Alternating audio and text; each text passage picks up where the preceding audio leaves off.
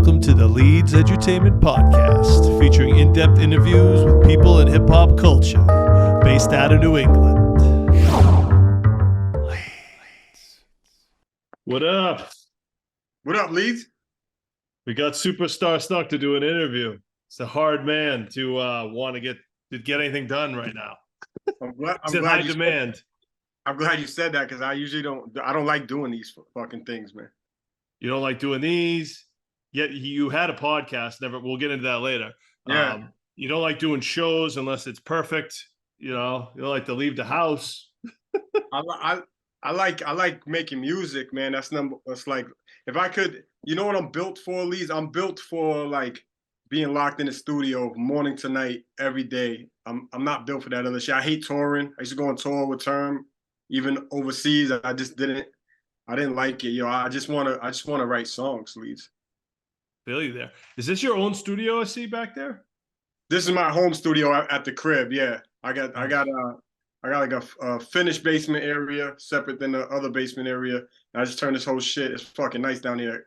Got a whole home little studio. I set up the whole home studio, and then at the end of the day, I still don't record here. I just kind of create here, and then I go to the other studio with Bob. We do like rough mixes and demo versions, and then you finalize it with Bob. That was the plan, but real shit, like I still can't. Like can't even fuck with Pro Tools and shit. I got a mic that shit got dust on it. When it comes time to really put it in, I go to Bob. All right. Well, I like to welcome. We jumped into here, but I'd like to welcome everybody to the Leedz Edutainment Podcast. We got a very special guest, Mr. Superstah Snuk here, rapper among other things. Underground fucking legend. Underground legend, self-proclaimed. Now, like I said, when we originally talked about doing this, you said no boring questions, no traditional shit. So I had to, I'm gonna take a page out of Drink Champ's book on this one. We're not gonna you're not forced to drink or anything, but I'm gonna kind of work the questions a little different than I normally. Quick time with Slime. Questions. Quick time with Ned. We're just gonna kind of treat this a little differently because Snuk doesn't want any boringness, so I don't want to be putting him to sleep here. Nah, you know what I told you in the text. I was like, I don't want like, where's your name from? Where's your like? This is a New England podcast. Like, chances are, they might have heard that question. All right, so we're gonna do it Drink Champ style. 978 or 603. 978. Born and raised in Haverhill, is that what it is? Yeah, I've been in Haverhill since second grade, my whole life. Oh, I know why you said 603, because I'm over the border now. Yeah. Okay. Yeah, so I bought a crib over the border. So I'm technically in NH right now. Yes, you are. The 603 took a little to get used to. I still don't like having it on my plate, New Hampshire on my plate. I feel like when I'm riding through Haverhill and Lawrence at night, I just feel like the cops are looking at my fucking New Hampshire plates, and I hate that feeling. But yeah, that's 978, man. I've been in Haverhill my whole life up until I had my daughter and my wife and bought this thing out here. What was that like growing up in Haverhill? Because like I said, we have similar. I grew up in Georgetown, Mass. I grew up went to school in Plastown, New Hampshire. I've been a neighbor to Haverhill my whole life, pretty much, until I moved to Boston. What was your experience growing up there? Just regular, man. I always liked it. It was always home to me. Yeah, man. I mean, I always fucked with Haverhill, man. It's a little different now when I drive through there. Like every time I go there now, there's all this new shit. Like that wasn't there when I grew up. Like they're turning all these old abandoned buildings into like dope shit and like expensive like apartments and like parking garages and all this crazy shit. There's like a UMass Lowell thing fucking downtown Haverhill now. It's definitely come a long way since I was a kid. I was there last weekend loading out gear for the River Fest. Have you heard of this thing they do now there in Haverhill? I heard of it. Yeah, so it's on River Street, on the water, on the Merrimack, in that back parking lot there. Yeah. Right next to the Bradford Bridge. The fireworks they had there were like next level, man. I mean, they had like Boston level fireworks that were crazy. They had a band. It was the staging. That shit didn't exist when I was in Haverhill. I'll tell you that much. Now, when I was a little kid and we would go to the fireworks over on the other side, on Riverside, where they have that big ass field, they would do 4th of July fireworks, and those were always lit in Haverhill. I always thought we had a big show over there. Haverhill. Yeah, man. That's where I'm R.I.P. from, Build it. R.I.P. Building 19. yeah, R.I.P. Building 19, for sure. Yeah, man, I'm glad you said Haverhill because a lot of time we get lumped in, me and Easy especially. Well, first it was Boston, when Turn first popped, they would put Boston Mass on everything. Then we wanted to make sure they were putting 978 and 617. You've been over those stories a million times with, Boston people getting upset and this and that. But we also want to rep where we're from. So, but 90% of my group is from Lawrence, and the rest of us is from next door in Haverhill, and so we made sure, me and Easy and Sin specifically want to make sure that whenever we got a write up or something, that they would tell them to put Haverhill, like that's where we're from, Rob Zombie or Godsmack? Zombie. Ooh, Rob Ooh. Zombie. So my art teacher in high school, this bitch's I don't even remember her name, but I just remember every fucking class, this bitch's claim to fame was that he was one of the students. And you can imagine, like, Rob Zombie's, like, his shit was probably crazy, right? So every now and then she'd always throw in, like, well, Rob used to draw like this and blah, blah, blah. It's like, all right, we get it. You had fucking Rob Zombie for your student. Yeah, for those who don't know, both Sully from Godsmack and Rob Zombie from Haverhill. That's why I brought it up. Here's another one. Here's another one. Go. Dirt bag or dirt ball? Dirt bag. Wow. I heard on your album. Of course, douche. If I see a light of cig, I'm gonna call deuce. Yeah. The reason I bring that up is that was a common name people were called. I noticed you on your newest album, you mentioned being called that. Dirtbag. Yeah. Yeah. I just like it. It's just funny. It's like, I like the names, like white trash shit. It's funny, I used to do some dirtbag shit when I was younger. So. Oh, did that stop all of a sudden? Yeah, if I really got it did, I'm a grown ass man. There's a reason I just dropped the album called Too Old for This, man. No, we're gonna get into that. We're definitely gonna get into that. In New Hampshire, that was a big clique in New Hampshire. When I moved to New Hampshire from Mass, it was the dirt bags were like a big posse in Southern New Hampshire. And you didn't want to mess with these. These guys were tougher than anybody else. Yeah, and yeah. So you're in what, Londonderry or Derry? None of your damn business. I'd like you to. Oh, it's either one. He's keeping his location disclosed. It's not up for grabs. It's a very, very nice area. I will say that. Yeah. You got a yard. That's good. I like it. I like it, man. Like I said, it took a little getting used to the quietness, but then because the quietness can be really loud if you're used to having like I don't know, just hearing nothing sometimes outside the window, or you hear fucking frogs and they're loud as fuck, or like birds and shit. It's a different type of. It took a little getting used to, but now I fuck with it. Yeah. Busy Bone or Crazy Bone? Fuck, I like it, Leedz. I like what you're doing today. Yeah, I got you right. Yeah. I'm gonna say we got to go with the guard, Crazy. And the leader, the band leader. We got to go Crazy, and prayers for Crazy right now. As far as I know, he's still in the hospital fighting for his life right now. And I haven't heard anything new in the past couple of days. So as far as I know, he's like. What's his health situation? I didn't mean to cut you off. I couldn't tell. From what I read, he had a situation in the lungs, and it's something to do with bleeding right now. That they got to have tubes down and shit to just kind of. They're trying to figure out a way to get the blood out and stop the bleeding. But he has something in the lungs. I forget what it was called, but I was reading on Busy's page, matter of fact, that he was putting some information about it, but I don't really know what's going on, man. That's funny because I was actually going to ask you, but the answer is Crazy Bone. I was going to ask you because I know you booked them. I've been to a Bone Thugs show in Middle East. Busy wasn't there. It was that kind of era. That was a U show, I believe. I wanted to know what's that experience trying to book a Bone Thugs show, because that can be weird, man. You might be dealing with 5 different. It's not like they're a collective when you're trying to book them. Yeah, the first time we booked them, they all were there. Okay. And I think I was at that one too. Matter of fact, I was at that one. Yeah, and that was a it was kind of last minute. I didn't book that one. I helped promote it, and they all were there at the Middle East. It was crazy. It was like a Monday night, sold out. And this is like back when they were kind of old school, so they didn't want like anybody with any cameras. If you had a camera, get it out of there.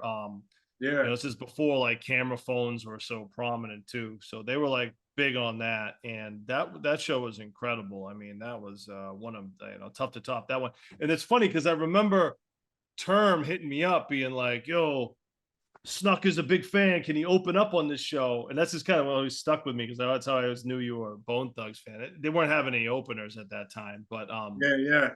You know what's crazy too is like I don't even know that like that's not something I asked T to do. shocker. That Actually, is knowing you now, I would say I agree with that because you'd be like, "Oh, I'm going to ask anybody for shit over here." You know, Yeah, I'm fucking doing everything myself. Why am I going to ask? Why am I going to ask it on Bone Thugs when I'm nicer than all those MCs? It's not a shocker because like I don't ask T for nothing. T or anybody really. But T does that shit. That's because and real shit. Similar story when he did when Term did the record with Lazy Bone a year or so ago. He had the vocals sent over. He hit me up to come in the studio to mix and add vocals to the hook because I would know how to harmonize with it, and then and just also because he knew what it would mean to me to be on the track with Lazy Bone. Right. These are That's things dope. that I ask for that just it's just real shit that real people do. That's dope. Next question: Notorious Thugs or Thug Love? Oh, that's a good one. Yes, it is. I feel like the consensus overall would probably be Notorious Thugs. Um, I don't know why that is, but I feel like that's probably maybe the bigger record overall. But the Pac with us. Yeah, man, that's tough. And I was a Pac guy overall too. Pac was my favorite. You could say draw. Yeah, but I don't have a shot right now. If I knew we were doing this drink champ shit, I would. Yeah. Well, I don't drink, but feel free if you need to take a break to get some booze. But I'm cool. I'm waiting for the Patriots to kick off. 4:25 kickoff today. But I'll say overall, it's probably Notorious Thugs had the bigger like impact on hip hop because you had big rapping like that. So Bone Thugs was a big inspiration in you wanting to rap? I was already wanted to rap and rapping at like 9, 10, 11. They came out 94, so I was like 8, 9 or 8, whatever I was. When it came out, they I would write down the shit to try to keep track of it and learn it, like on a piece of paper whenever they would play it on. I don't even know if it was jamming at the time, to be honest, in '94. But anyways, yeah, I would fucking hit the tape deck, record on that Thuggish Shuggish Bone, and then write it down to try to learn it.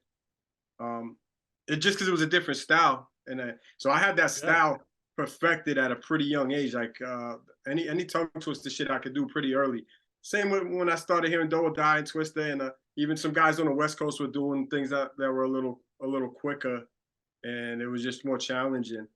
Even Tretch would go. It wasn't double time, but it was like make sure you hit every syllable along that path before you get to the end of the bar. Yeah, because you do rap fast, and you're like one of the few out here. I can rap fast. You can rap fast. You're one of the few that do that style out here, to be honest. Not many people rap fast in the Northeast. It's just not really a thing like that. Yeah, that's. I think that's why I'm like sometimes known for it is because I can do it well. Right. But if you pop on a album, it's most joints I'm not doing like double time like that. I mean, I guess there's always a steady amount of syllables being filled in. I do like I'm a perfectionist in the craft of syllables. I like everything to be filled in nicely. Even it doesn't have to be double time,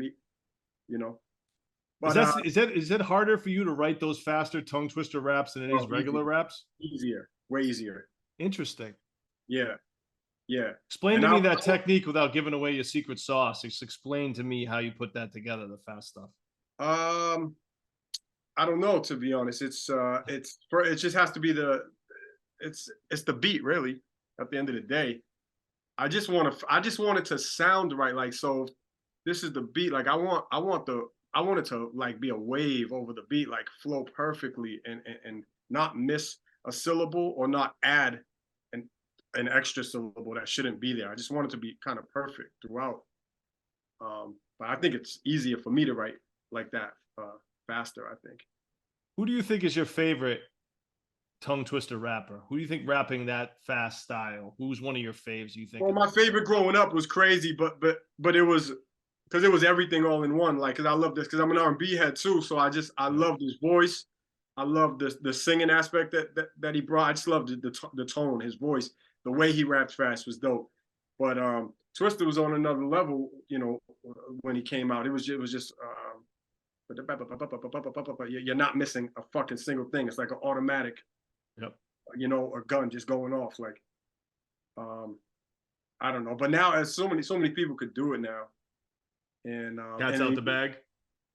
yeah, not even as like you know, it's like when they say like a world's Guinness like fastest rapper, like there's actually no such thing. I don't know if Twister still holds that, but it's technically no such thing because you can only go a certain amount of fastness before it's not rapping anymore, like to a beat, if you know what I'm trying to say. Like if you're trying to stay within the confines of that drum, and there's only so many the syllables you can hit. Like if you add any more, it's almost, well, you can't really. If you understand what I'm trying to say, like Right. But yeah, it's just certain. And you said Northeast earlier, or just in general over here, you know, little homie Token rap his ass off, fast as shit too, and saying dope shit too. Well, that's the trickiness of it is like to rap that fast and then have people understand your words. That's to me like the ultimate Clean. test. Yeah, like I call it clean. Like, can you hit it clean where it's not like muffled or like mumbled? Yeah. Like, you know we know what the fuck you're saying. Right. Yeah, and I always think it is a cool thing to have in your bag, right? Like you don't have to do it like, I don't know, like it's cool to like throw the shit out for 2 bars, pull it back in. You know, not crazy double time, but you know, just fucking don't rap the same fucking all the time. There's a lot of that, you know. Wu-Tang Clan or ST the Squad? Oh, come on, man. Wu-Tang Clan. Wu-Tang Clan, because Wu-Tang raised us. Wu-Tang is for the children, and they raised us. How'd you align with those guys as the white guy from Haverhill with the Lawrence rappers? Well, Obviously, you were good, but how did it actually happen? But and I was gonna say, if I said that, I would have disowned me if I didn't say Wu-Tang. That I's big Wu-Tang. How did I link up with them? There's so many of us, so there's so many individual different stories, kind of like a Wu-Tang in that way, because there was like 9 at one point early on, and you know, we're right next door, Haverhill and Lawrence. Term was from Lawrence. He eventually moved to Haverhill at one point, but he started going to the tech where Sin was going. Me and Sin was best friends from very young. So me and Sin were rapping when Term and Easy started rapping.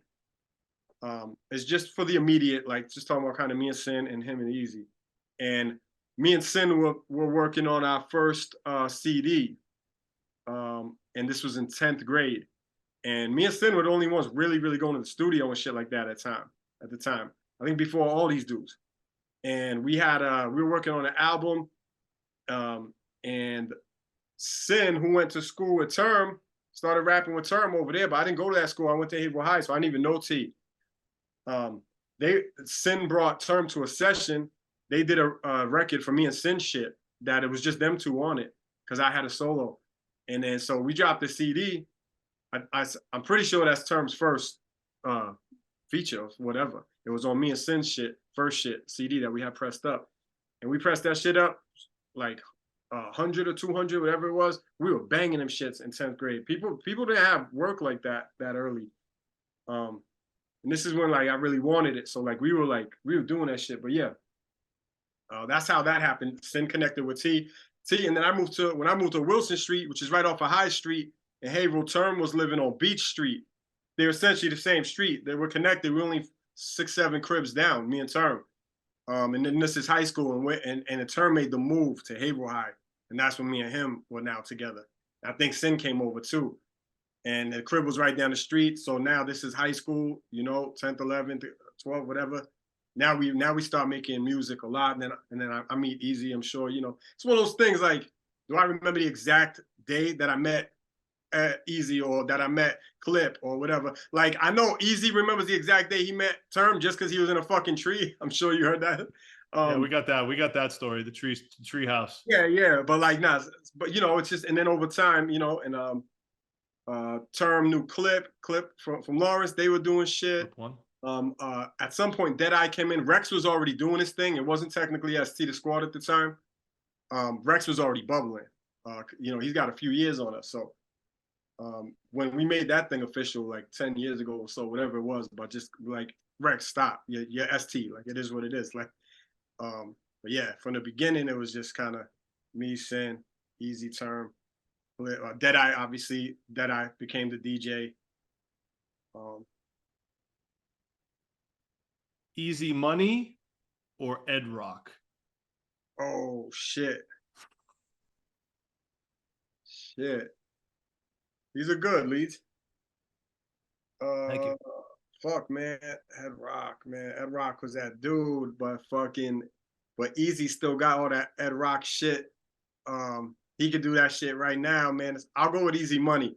For those who don't know, it's the same person. Two different names. But Easy Money is all embodying. He embodies all of that shit. He'll right now out punchline anybody to death, and he'll tell you that too. But he'll make a great storyteller.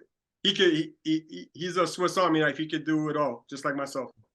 And right now he's going to probably leave a sarcastic comment towards both of us. We won't know if he really means it or not, you know? Yeah.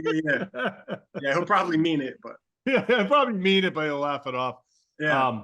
And he also he doesn't write anything down either. For those, you know, it's all in his head. It's pretty impressive. He can like have a conversation with you and then have the verse done while he's finished. You know what I mean? Yeah. So you don't know that he's writing when he's writing. Yeah. It's the only thing to compare it is Jay. You know, yeah. Or Wayne, Everlast is like that too. Everlast don't write anything down. Really? Yep. I didn't know that. I knew obviously. Slain saw it in action. That's how I know. And that's why he was like, oh, then Jay-Z could probably do it too, because he saw Everlast do it. The thing is, though, Everlast smokes mad weed. His memory, I don't know how he does it. Man. Well, I heard mad weed, dude. I thought Jay started doing it when he saw Big doing it. Yeah, I don't know. But if you have a good memory, then you can do it. Mine's freaking cooked. Short-term memory is cooked. Yeah, so I have a really bad short-term, which is crazy. Like, I can store 4 to 8 bars tops. So to write a whole song and have every other fucking line be a crazy punchline, right? And or be a whole ass story, like, that's next level. It's Jay-Z type shit. It's Easy Money type shit. I started telling this story at recently at shows when I'm rocking with Easy. And the first time I told it, Ed pulled me aside. Easy was like, "Yo, why the fuck you never told me that? I didn't even know that."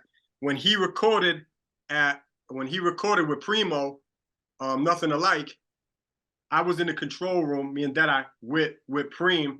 Easy was in the booth about to lay it down. And I just asked Preem, because I was genuinely curious. I said, "Yo, Preem, who else has been here in this booth rocked other than Jay and Big that doesn't write? Like, just we'll make the whole entire song right here on the spot." Because he didn't even know that. So he looked at me, Primo, and he's like, "Oh, Ed don't write?" And I was like, "Nah, he just wrote that shit right here, standing in the hallway." And he showed the last 10 minutes or however long you've been playing the beat. And he goes, and he looks up like he was thinking for a second. He goes, "Then Jay, Big, and Easy." Wow. Yeah.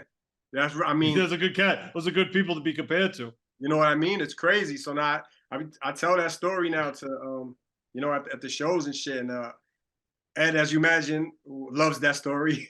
Yeah. I go, "You gotta write anything down?" He's like, "No, man, that's a weak shit."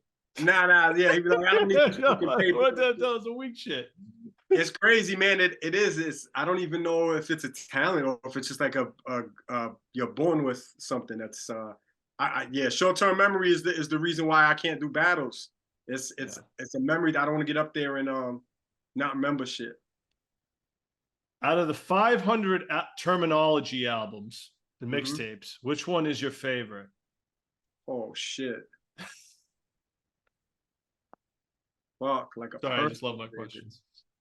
Um, Shit, I wish I had all 50 in front of me. I might go with this first album for Politics.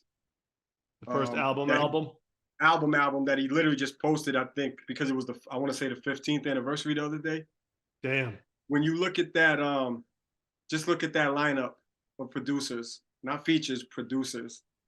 I mean, Buck Wild, fucking Knots, DJ Premier twice, Havoc on The Chosen. You're just, you're looking at a work of art right there. That shit is insane. And I'm not on that one, so it's real. Like I'm telling you, like I'm not just gonna pick one that I'm on.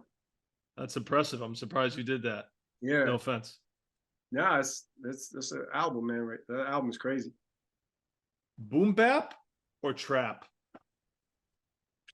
Trick question, because I do them both, and I always have done them both. I was doing trap shit when we were younger, before it was called trap shit. I said it somewhere else that me and Term used to call it the double time. Like as far as the Southern beats. Southern beats. yeah, well, we'd be like, we would say give us the bounce. Like we need a bounce beat. So instead of doing this, you're doing this when you hear it, and it might just be some hi hat, whatever the fuck it is, but something that has that to it. And because even Term was always down to throw one or two of those in on his shits, on his mixtapes and shit.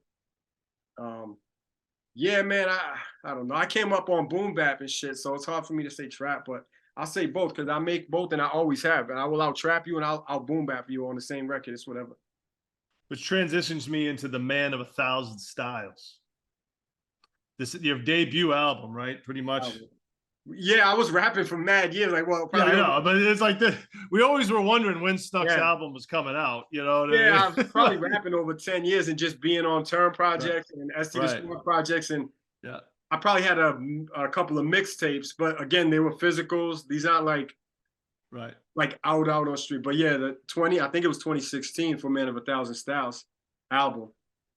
So I can't even figure out 20 styles, never mind 1,000 styles. Give me the reason behind this.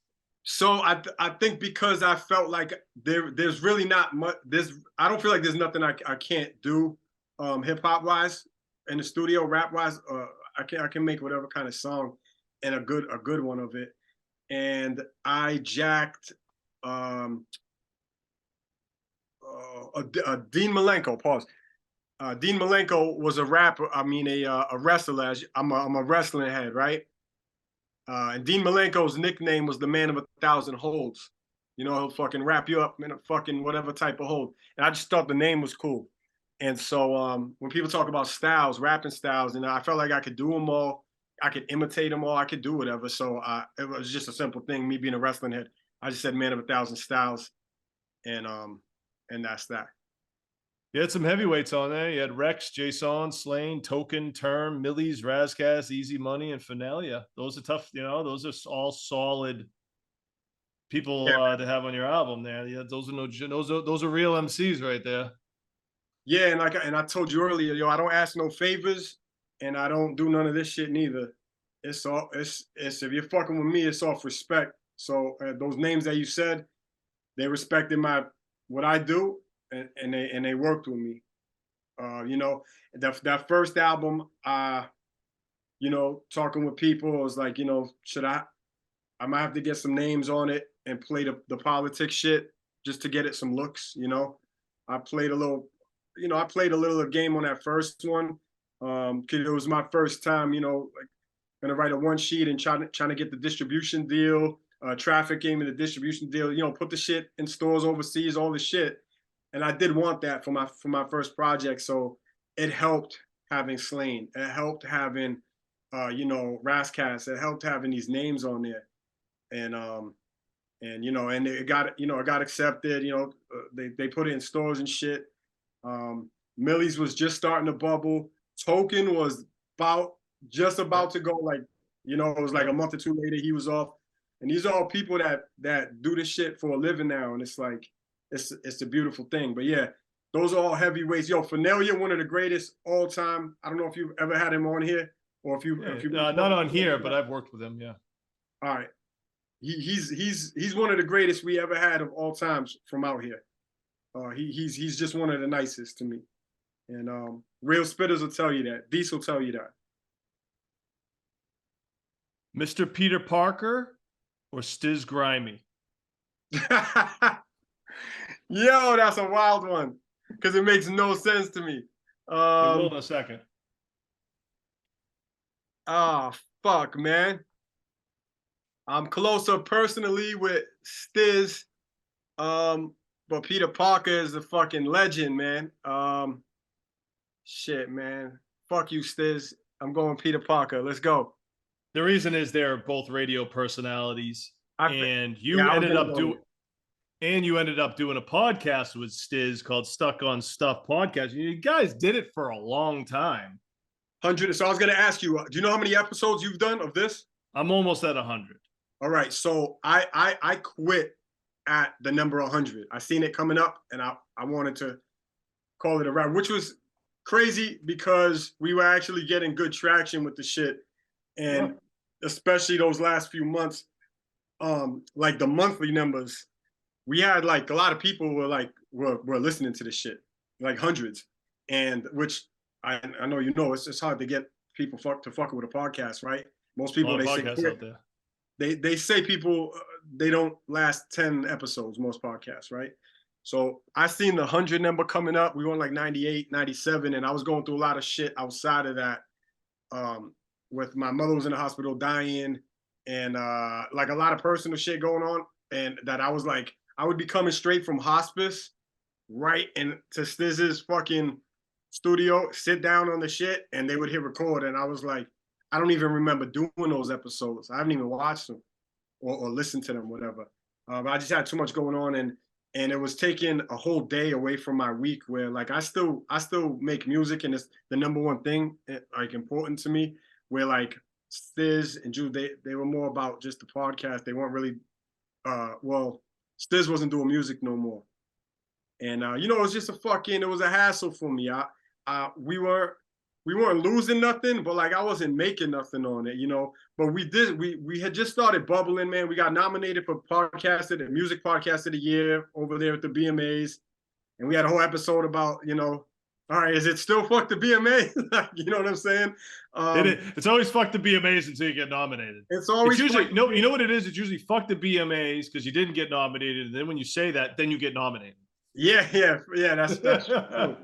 I was always tight, like, damn, yo, like the quality of the music that I make, probably not selling the numbers of other people that gets nominated, but the quality of work I was putting out. And then to finally get nominated for sitting there on a stool next to Stiz talking shit, I was like, kind of like felt weird about it. But you still go, right? Because it's a good time and you're rubbing shoulders and it's fun, whatever. But yeah, man, the podcast was fun. We still say never. You know, Stiz is constantly hitting me like, bro, even if it's once a month, twice a month, whatever. Stiz still wants to do it. And you know, Jules was our, you know, shout out to Jules, our engineer. Jules, actually, I still work with Jules musically. He produced something on the new album too. Shout out to Jules. He was a good dude. He worked intern for me for a while, and right. That's when I first started seeing him. He was solid. In the Middle East. Budweiser or Corona? Corona. I'm not a Budweiser dude. Oh, I thought maybe you chugging Budweisers at the podcast. So I thought that was your beer. Those would have been Coors Lights. Oh, so okay. Let me change the question then. Coors Light or Corona? It's Coors Lights. Tap the Rockies. Yeah, it's always Coors Lights. Ever since I graduated from Bush a year, like mad years ago. Bush. Yeah. Like. I said a lot, and even when I was younger than that, when I had graduated to Bush, when I was a kid, I had a line that was something like, something. I might be a little different, but I'm happy with crooks. I graduated, motherfucker went from Natty to Bush. Was a line I used to say when I was little. When Natty to Bush. I went from Natty to Bush. I thought I came up. and then and then yeah, man, it's been Cole's life for like decades now. Yeah, as a fellow white man, Yeah, Bush, Bush and Natty play a huge role in your early stages of drinking. Most people graduate out of it, but you kind of kept that rolling. yeah, no, I just graduated to Cole's Lights. That's all. Can't be a grown ass man with a fucking natty ice in your hand, or you know. Dude, when I first started drinking, Natty Ice was $8 a case. Yeah, it's crazy. Well, that's why you get it when you're young, because you can It was afford. Natty Light. Natty Ice wasn't even out yet. It was just Natty Light. You know, $8, $10 a case. Because look, when you're young, it's about what you can afford and what isn't the most disgusting thing. That's why when you're a little kid, you start off on like fruity taste and shit because it's bearable, right? When you're a kid in Haverhill and you're drinking fucking MD 2020s because they fucking are called fruit or berry or all this dude. The Mad Dog 2020s grew up on that shit. It's disgusting. Those kick your ass though. Those things would kick your ass. You get 2 of those in you, you might puke. Yeah. I used to because we were in New Hampshire, it was hard to get those special brews and other stuff that you couldn't get in. I was just gonna say the special brews. We had them in Haverhill, right across from Nickel Street, that Richdale. That was the place I used to go to was called Como's, right over the Bradford Bridge. I know that. What you talking about? No. That's Bradford. I'm talking about Haverhill. Is that technically Bradford? But that Como spot, I used to go there and get mad shit you couldn't get in New Hampshire. Okay, yeah. I'm trying to make sure if I know the exact which one. And then it was started with a P. The liquor stores, I think. Pare Liquors, yeah. Fizz. That's the one in Buffy Square. But now, right across from Nickel Street, that I think it's Richdale or whatever. They had when I was a little kid, they had all the posters, the St. Ives Special Brews, and Snoop and Tupac would be on the posters, and Red and Meth would be on the posters. Actually, they gave me the posters because I asked for them when they were done with the little promo shit. Yeah. And drinking them special brews, crack that bottle, fucking. You get that was the other thing. You couldn't get 40 ounces in New Hampshire, so we had to go to the Haverhill to get the 40s. I don't know if I knew that, but you know what we were doing. But you know what we were doing on my side. We were taking that 5-minute drive that way to get cigarettes and this cheap liquor, like because everything was just so much fucking cheaper for a 5-minute drive just to hit the border. Foods Plus? Did you go to Foods Plus in Plaistow? Yeah. I used to go. I worked there for a little bit. Short-lived, but like I did work there. One of my good friends, Steve Como, his dad worked there, and he worked there, and dude, that place was wild. I remember it always being the same dude in there, right? Wasn't it just like the same dude? There was a core crew there. All right, But this was probably like 97, 96, 97 while I was there. And then they even had right near there, but like across the street on the other side, there was like a fucking drive up, like a little hut, little drive-through thing that you order your cigs at and shit. Yep. Like this is wild. And I knew the guy that owned that place too. I went to school with his son. Yeah. What was his name? DePietro? Is that Angelo DePietro? I think that was his name. His dad owned that place. And then next to Foods Plus, there was the Strawberries. Yes. So that's the Strawberries. So I used to, from Haverhill on my sister's pink bike, drive mad far as a little kid. That's mad far if you're a little kid, especially even on a bike. I would drive all the way to Strawberries for like a cassette single. Like I remember driving all the way there for Wu-Tang. Can It All Be So Simple single. That's a wild drive. Yo, I don't even know if my mom knew I was doing that shit, but because we had Record Village in Haverhill, which is at the end of Cedar Street. We had Record Village when I was a kid. Record Village. I don't remember Record Village. Yeah, man, it was a music spot. CDs, tapes, everything. It's a bodega now. Right at the very end of Cedar Street. But growing up, it was always I get all my shit right there. And so they must have had closed down or whatever. But so then I was taking that fucking long ride on a bike all the way to Strawberries almost weekly. Yeah. Crazy. And yo, that spot, the drive up, you drive up and get your cigs, they didn't give a fuck. Yo, New Hampshire, they don't give a fuck. So it's like my man got his license at 16, whatever. I was always a year behind people. So I'm maybe 15, 14. I'm riding shotgun. Leo, let's go to the drive-through cig spot. We're like 15, 16. Cigs, whatever. So Phillies to roll the blunts in back then. Yeah, they didn't really care about the tobacco products. Here you go, kid. No IDs, just whatever. Yeah, that sounds about right. We probably did the same thing too. Yeah, for sure. It's different. Static Selector or DC the MIDI Alien? Fuck. You know, I just did an album with DC last year. Uh, if I had a shot right now, if this was Drink Champs, I would be shooting a shot. But you know, Static is the GOAT from out here, producer. In my personal opinion, I think Static is the greatest producer. Like not even just from here. Like I hold Static so high on a producer tier. Like I don't know. I think he's top like 4 in the game right now. It's top 3 in the Static's fucking amazing, man. That's overall you gotta say Static. Talk to me about the album you did with DC though. Yeah, we did that last year. It's called Overdue. And that was just one of those things where it was very random and organic. I don't see DC for over a decade. You know, it's like you know, we're like acquaintances from way back in the day when Term did his first album, you know, with DC. So when DC did all the beats on that first Term album before the Industry album. I remember that one. And so I guess technically I worked because I had there's an ST the Squad song on there. So I had worked with him on that. But all these years went by. I've never worked with him. I've always appreciated his boom bap. His boom bap bag is like no other. What I didn't know though was that he had such a crazy bag outside of boom bap, because he's such a hip hop head. You know everything about him. So randomly, I forget exactly how it happened, but somebody had typed something on probably Facebook. I forget what the post was about, but something about doing something with somebody, and I don't know. Someone's like, "I'd love to hear this," and whatever.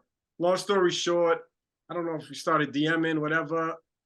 I really don't remember the exact origins of how, but you know, it was just, yo, DC, what up? And one time, yeah, it's Overdue. Like I think at the time we were just talking about like me rocking over a DC beat, probably is what it was. Like, yeah, I'll throw you on the album, you know, throw something over here. It's Overdue. And then so he started, this is during COVID. Now it's coming back to me because all his beats were, I was getting flooded my email every day. They were all called COVID beat 237, COVID beat 238. He started at 1. I think he's in like 800 or something right now. And so they were all numerical by COVID, whatever, and it was locked down. So he had 1 million, and they just kept coming. So I went to the lab one day, and I knocked out 4 of them. I don't even know if he knew I was doing this, and I sent them 4. I was like, "Here, this is an EP." Boom, it's an EP, 4 songs, me and you. It's a group. I'd never done a group thing before with just one guy. I tend to like having different producers on a project. So I did that. He immediately hit me up and he's like, "Bro, this needs to be a fucking album."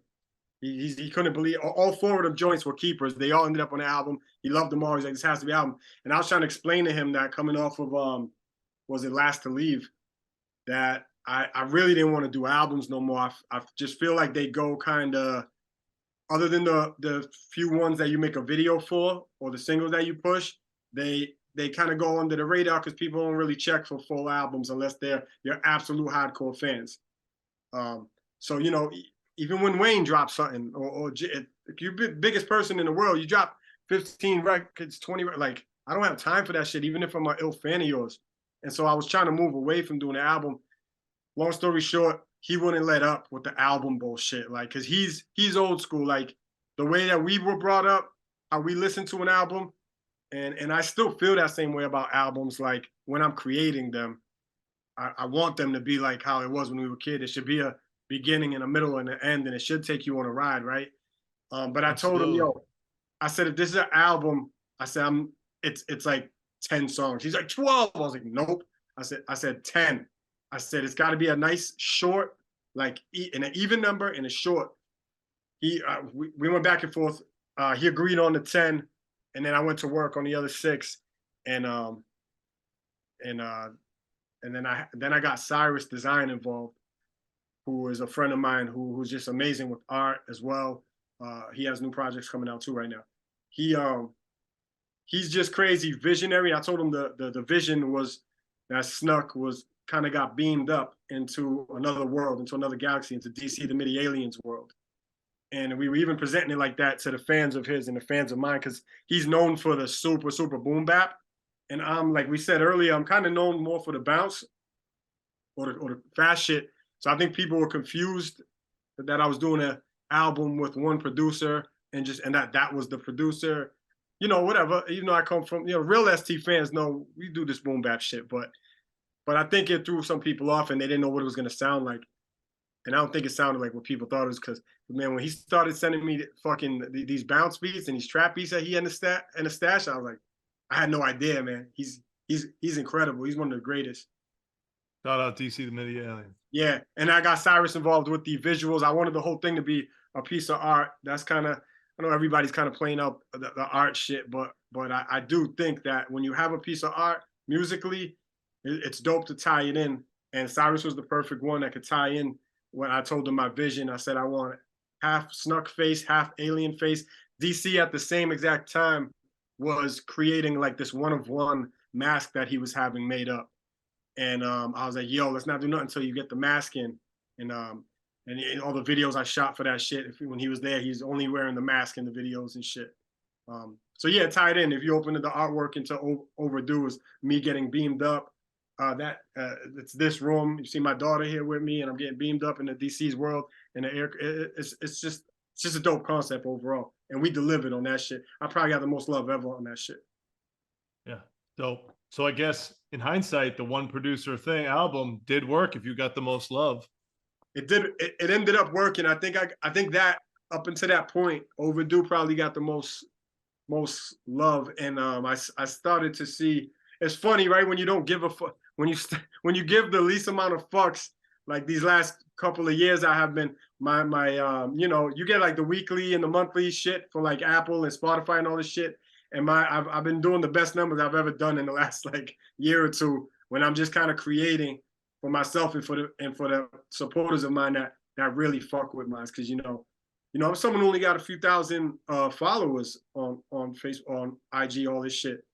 But the ones that fuck with me, like, they really rock with me. Like, you know, I throw the shit on Bandcamp first. Like, people are buying the shit and they're paying extra and all this shit. So, if you have like a strong, you know, it doesn't matter how small it is. And people that ride with you, they really do ride with you. Like, that's what's up. We'll transition into this new album, Too Old for This, since we're talking about albums and you're talking about, you know, when I listened to this album, you know, first of all, that personal joint about your mother, that shit was crazy. Yeah, man, I had a lot of people at the release party come up to me, because the album came out the day before the release. I had no idea. A lot of people came up to me on the release party and they were like, yo, I cried on the way here. More than 5 people. And not all of them was females either. So you touched on it briefly in the interview. Your mother was in hospice. What exactly happened? My mother ended up dying of cancer. She had a breast cancer, it spread to the lungs. She had a bunch of shit, but that was a very weird time for me, because I always had a really bad relationship with my mom. We didn't have a good relationship. So, you know, if people who listen to my music, if you ever heard me, a bar here or there, say anything about my mother, it typically wasn't anything good. So it's a weird thing when you're losing somebody who's, you know, you love, because they're your very immediate family, but you know, there's a weirdness there, because I don't even like saying this shit out loud sometimes. There's almost sometimes like somebody can leave and almost like a thing gets lifted off your shoulders, like a weight almost, like, fuck, I don't have to deal with that anymore. Like, I know that shit sounds crazy saying it out loud, but you know, I dealt with a lot of shit with her, you know. But yeah, but it still don't make it any you know, easier when you're still your mom, dude. Still when you're at bedside saying goodbye to somebody forever. It's still weird, you know, like almost even weirder that you don't have a great relationship.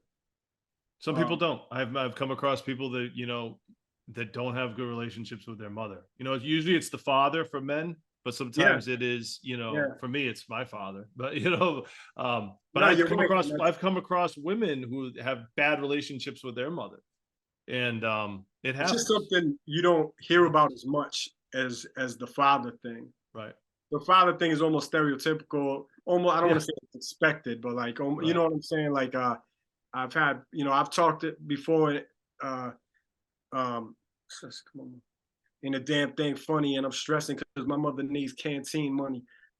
Just a bar like that from like 10, 15 years ago. I had dudes come up to me like, yo, bro, I feel you. Like, my mom's in jail and this and that. And it's just, people don't talk about moms a lot of times in negative ways or in real, I don't know. We just have some real shit going on, at all times with mine.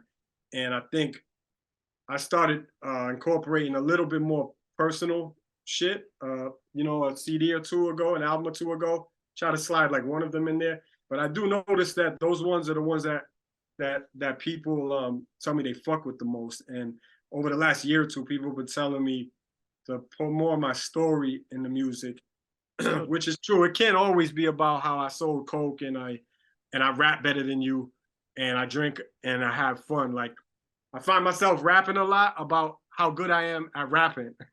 Like, that's like That the concept. it's funny you do that because that was transition my next one. I was gonna say cocaine or Molly. Well, fuck. Probably Molly, man. It's probably more fun. I don't do these things nowadays. So it's like, with the No, the album I heard contradictory to that. I heard a song that was gummies cocaine was meant on gummies. Yeah, so gummies is about a dealer. So you gotta understand, Leedz. a dealer, huh? I was selling. Wasn't doing.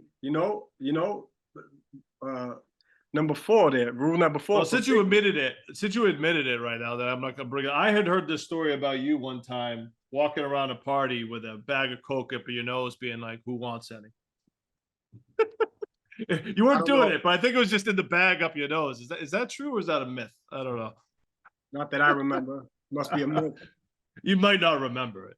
Yeah, that's true. I tell you, when I did that for 14 years, Leeds. I would Ooh. never dip. I didn't do it. I just made money off the retards that did it. Is what it is. And that song "Gummies" on the new album is about the deal. Is about that one night when you're like, all right, tonight's a special occasion. I will partake with the rest of you. That's what "Gummies" is about. You got stronger willpower than me. Yeah, it happens from time to time, but commandment number 4, you can't break that if you're trying to make bread off stuff. Also on the album Too Old for This, I hear a conflicted person when I hear you rap. I hear someone who's like, I'm really sick of the games and the politics, but I really love rapping. So I'm in this middle state where I don't know if I want to quit, but I can't quit because it's music's still in me. Yeah, that's kind of how it starts with Too Old for This, and that's kind of Right. how it ends with Iron Lung. I feel like you've been struggling with this for a while. I always have. Yeah. This is this in between space, and we're all kind of there. You Yeah. just kind of really don't really want to partake in any type of I've accepted it. I the accepted game, it. as you would say. I accepted it the last couple of years because, like, it is what it is. Like, I really don't want to tour. Like, I have a 10-year-old daughter, and I don't like. I would never blame that because even before I had that, it was always other reasons. Like, I was getting twisted and not, what. But yeah, I don't like the fuck shit. I don't. I told you earlier, man, if I could just be locked in the studio and create music for people that want to hear it, that would be ideally my best thing to do. But it's like you said, it's that conflicted shit. And I've always had that where, like, because I always have one foot in and I don't go all the way. Like, yo, I know what the fuck I could be if I fucking tried to. Right? I never attempted ever to do this full time. Like, I've never attempted it. And yeah, do I have my days where I'm like, oh shit, I probably should have, like, 15 years ago, like 10 years ago, probably should have took it serious and really went for it. Yeah, of course I have those days. But just I know the type of person I am. I might not be alive if I really went for it like that. Like, yo, I was going so heavy, like partying and shit. Like, I just breezed through my 20s, just partying. Like, those pivotal years, like probably 18 to 28, where you should really be. Like, those years where, for example, Term moved to New York and started doing shit with Static. When I stayed here to sell joints and do shit with my friends and party and shit. It's though it's easy to look back now and be like, all right, shoulda, coulda, woulda, did it, but I'm still nicer than everybody. I'm still gonna make music. That's the thing, the conflicted shit where it's like, Right. even if I don't want to, even if I didn't want to do the shit, that's not a choice that I'm capable of making. This shit is constantly flowing through you, so you have to Right. get it out. And I just create music all the time, even when I'm not dropping. And Do you so look at yeah, Term has laid down a blueprint for like, the ultimate excess in what you do as an independent artist. He takes it to a whole nother level work wise. Turn lay the blueprint for everybody. If you But do do that you shit for a living, you got to follow what Turn did. is it but you're in a group with him and you're looking at him go on this path. Yeah. Everything's lined up for you. You know what to do. It's all Yep. there. Yep. Is it just what's stopping you from saying You I'm gotta, going to do this? because you gotta want it that bad, and you gotta have that extra extra thing, the hustle. The it's Right. You learn pretty well, maybe not quickly for me, but you eventually learn that it's not the talent, right? Right. At the end of the day, it's not the talent. Well, it is. No, I take that back. It is talent. You still got to be nice, but there is a business side that you have to adhere to if you want the business to do well. Nah, see, I don't even think you got to be nice. I mean, you have FM. You don't got to be nice. You have to be listenable. Yes. Again, I don't even. Here's the thing: if some of these guys you heard on the radio were better lyricists or better, they would be bigger. You know what I mean? It's not like that's true. That part's true. The talent isn't going to hold you back. The talent's going to hold you back. And I try not to hate on these, but I'm a huge hater. So well, you are for the 978. Yeah, like if you suck, like why should I not be able to say that you fucking suck? Like I don't care. And by that, I'm not a fucking the old man, fucking all these fucking 40-year-old, rappers. These new kids suck. Their lyrics suck. Blah blah blah. I'm not about. I've never been about that because I've always fucked with rappers that weren't the fucking. You don't have to necessarily be Nas or Cannabis or fucking right. for me to fuck with you, man. I like street shit. I like shit that ain't even crazy lyrical sometimes. But I don't know. I forget where I was going with it, but I think you're just going about participating in the business and in what needs to be done. At the end of the day, you gotta want it like a Term wants it, or want it right. like a Millie's wants it. You gotta, because you have those guys. Those guys in Millie's and Term, and I can relate to their work ethic too. It becomes an obsession. You know what I mean? Yeah, it's like hard work and obsession at the same time, and that is a key ingredient to success, in my opinion. Now now there are consequences for that. there are sacrifices you will have to make. And some of those sacrifices I didn't want to make at the time. Maybe that's what it is then, right? I had to pay rent. I had this, I had that. I can give you a million fucking reasons. At the end of the day, I just never went out and did it and got it. I'm a studio head, man. I just want to make music and I want people to hear it. And I just, I'm in the wrong era, man. I don't like the era where you have to, especially this last 10 years era, where you have to do shit on here. Like, I don't want anyone to hear from me ever, like, unless it's a drop. That was so dope to me as a kid. Like, I don't know, man. I just I like what's the word? Like fucking I forget the word. It just seems like your personality doesn't really mesh, like line up with what the industry is requiring at the moment on social media. Yeah, kind of. And I don't like people fucking all up in here like every fucking day. Right. Like posting shit every day is like kind of crazy to me. Oh man. When I was a kid, man, I just liked that shit so much better when you didn't hear from somebody and you didn't know what the fuck was going on in their world and shit, and then you found out when you heard this shit. Like, right. No, and there is something to say about oversaturating yourself, right? Like that takes the allure away from the music.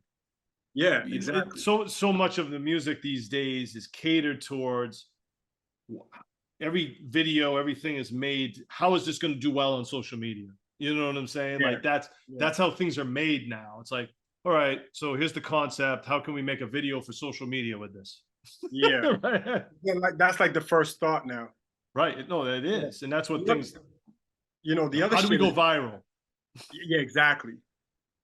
The other thing too is like I'm in a real good spot like in my life now, and I have been for a few years now. Like I have a good situation with other things that I have going on, and all legal shit now. So that's why I can freely talk about that other shit now because that's also off my shoulders. Like I don't have to We're worry past the about. statute of limitations here. Yeah, I just come and get me. I got nothing here. That's Like the next album. Statute of limitations. yeah, Eminem, right. Snuk. But you know, I got a good situation right now. So like now anything that I do with music, it's like it's extra now. And then now I'm just talking about like money, like or streams that I get or fucking for people. I overall I'll turn down features. I don't need your little fucking 1,000 or 500 yet. It's the money goes like this, and then I'm left on a track with a whack track, and that shit lasts forever. People don't realize this. You get your little $500 for your little feature, but now you're on a whack song with a whack artist, and that shit lives forever. Like, yeah, I don't what you know. We're talking. So you talking about you got other things going on. Do you have a day job? Like, what do you have? What do you do? So my day situation is a really beautiful situation. I don't like talk about it like on things like this and shit, but it's yeah. I have a really good situation in the daytimes, Good. and it allows me to still do this too, actually, like more freely. So That's great. yeah, That's very important. and everything is all legal. Everything is beautiful, and I live with my daughter and my wife, and I got 3 fucking floors of this beautifulness, and yeah, man, all that shit is good, man. I'm in a good space, man. I like what I'm doing right now. I want to just pop up when I want to pop up. Boom, here's a project. Like check for it, you know. It's not going to be a wax song on my project, so people don't have to worry about that. We got a few more questions and then we'll get out of here because I know you got things going on today. But Once there's we a few got more 425 kickoff. Come on, Leeds. I got a lot of money to lose today on these Patreons. Yeah. Buzz cut or ponytail? Buzz cut. Oh man, my shit was low. But don't know if you look at watching at this, he's got long hair now, but he had a buzz cut for 20 years. I knew him. My hair, my whole life, my hair was so low. It was like a 0 or a 1. Always a 0 or a 1, mad low. And then when I got a few years ago, I just started growing it out just a little tiny, right? I was getting married. I wanted something different. And it just started growing out just a little. I was like, oh shit, I have hair. I didn't even know because I kept it that low. You know how low I kept it. Yeah. And then when it started growing, I was like, I'm looking around at all my fucking bald ass friends. They all lost their hair in like their 20s and shit and 30s. I'm like, man, I was like, I got this fucking healthy head of hair. I was like, I said, fuck it, let's let it fly, see what happens. And under that shit that I was shaving for mad years off, I had all this fucking luscious locks. And everybody's like, yo, just fucking let it flow. So I'm rocking with it while I still have it. Why would you not? I wish I did this shit mad years ago, Leeds, real shit. So I'll take ponytail over the low. Yeah. The Snuk we all used to know show up in a white tee with a buzz cut and a Coors Light in his hand, ready to rap. Now, if it was at your spot, it was a PBI. Okay. White tee and a PBI for sure. And a fucking low, like this all the way. Yeah. 80s wrestling or Attitude Era? Attitude Era. Wow. Attitude Era. You would say 80s? Yeah. That's more. I stopped after I stopped in the 90s, so I didn't go to the Attitude Era. So when most people, they're gonna say whatever was the era that they were a kid, because that's when a normal person watches wrestling, and then they get to high school and they want to have sex and shit, so they're like, all right, I'm done with this. But for the real heads like me, I got to high school and I never turned off Raw and SmackDown. I don't think that blew my mind because and I got people back into the shit like years later. Like Easy Money's a huge head now. All these people coming back into the shit because they listen to Griselda. Fuck out of here. You're not wrestling heads. Fuck out of here. Yeah, I was shocked because like I stopped, like you said, watching wrestling, and all of a sudden I went to college and there were people still watching it. I was like, what? You know what I mean? And now it's when Attitude Era. You guys don't want to fucking fuck a girl or some shit? I was like, you guys are still watching? I thought it was a kids thing, you know? And but Because it no, was in the 80s. In the 80s, it kind of was. It got about yeah. characters and shit. Like 90s, it was late 90s. It really wasn't for kids. They were fucking titties out and Yeah, it was like Attitude Era, Stone Cold, yeah, Flair, you know. yeah, yeah. It was fun. It was a good time, man. I'm still ahead, yo. I still watch the shit. When it comes to the garden, me and all the boys pack up and go. You know, I got the wrestling squad, which Easy Yeah. is a part of now. My man It EFD. is entertaining. It is entertaining. Everyone I talk to says it's the most entertaining thing to watch. That are into it, they're like so entertaining. Yeah. Now I've heard that from people that don't really fuck with it. Like they'll go to a show and be like, "Yo, that shit was fun." Yeah. Joe Exotic or Doc Antle? uh fuck, they're both huge pieces of shit, man. I would be But taking. he had a single called Doc Antle. That's why I brought it up. During the quarantine when that was the biggest shit on TV. I just made a song called Doc Antle because I was so fucking bored down here, man. They're both huge pieces of shit, though. Okay, so we'll say both. Yeah. Eminem or Big D's? Oh fuck, man. Well, I mean, it's Eminem, right? Because he's probably the nicest ever. But this is my personal favorite. Like from out here in New England, pure, just natural spitter, just pure spit. I don't think nobody could fuck with these. And he actually does that shit too, much like Easy Money and like when we did the what record did we do? Me and Dees. When we did the other side on this one, on Last to Leave, me and Dees did that. We needed a third verse. I had him come over.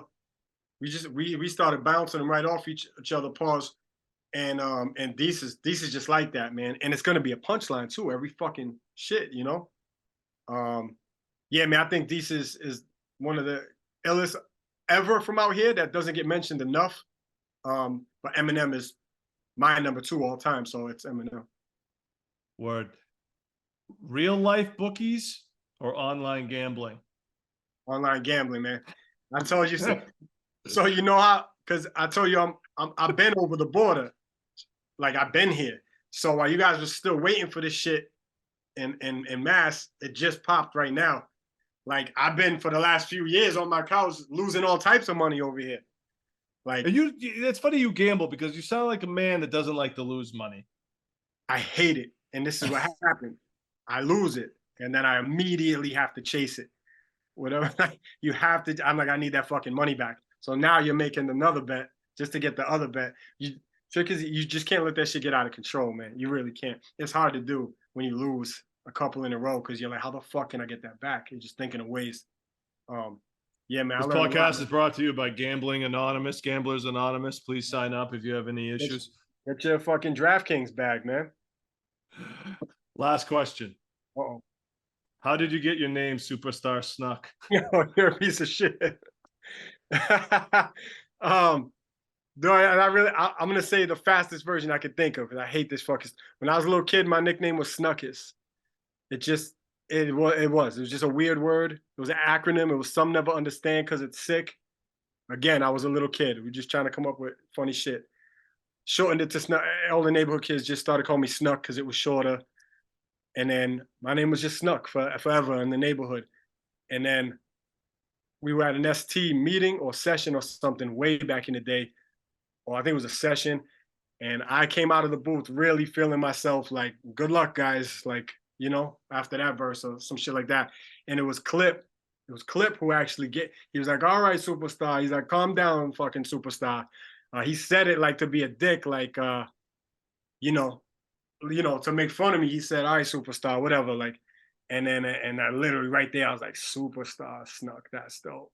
And he said it to make fun of me, and I just flipped it and just kept it. And then they switched it to an AH so they would know where we were from.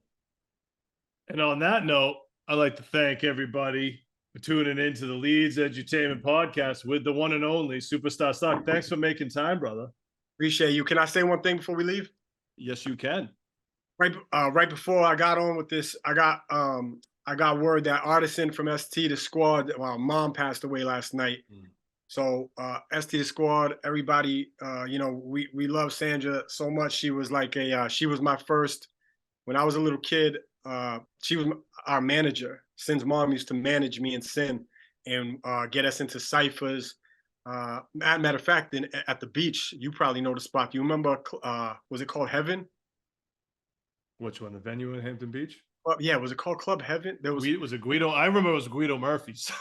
there was one spot. Me and Sin was so young. His mom would get us in there, and they had hip hop nights, and we would get into ciphers. Me and Sin, and it ended up getting us on that. Our first show ever. I was like 14 or 15, and she got us onto that Songus Arena Method Man show.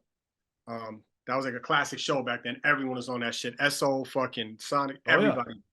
And we were the little kids, and just from ciphering over there, Sandra used to bring us everywhere, and she really repped for us hard when we were kids. She took us to the studio.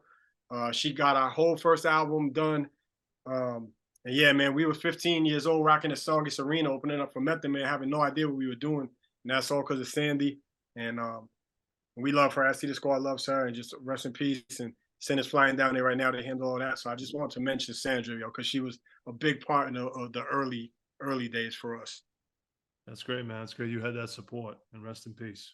Yeah, man. And appreciate you having me on, yo. Next time you make a like a collaboration of a bunch of rappers that I'm nicer than, maybe you have my number. Maybe I do. Maybe. Well, thanks for making time. I know since you don't like to do these things, and I really appreciate it, man. I hope we had fun. He said make it fun for him, so I try to make it as fun as I could. No, stop, because even you know this was way better than your regular bullshit. Probably, I bet you had fun. Ooh, that sounds like an easy money line right there. Again, we'll end this on. Thanks. I appreciate you, Leedz, for real. I appreciate it. But I appreciate it too. We'll talk soon. All right. All right, man. Peace. Peace.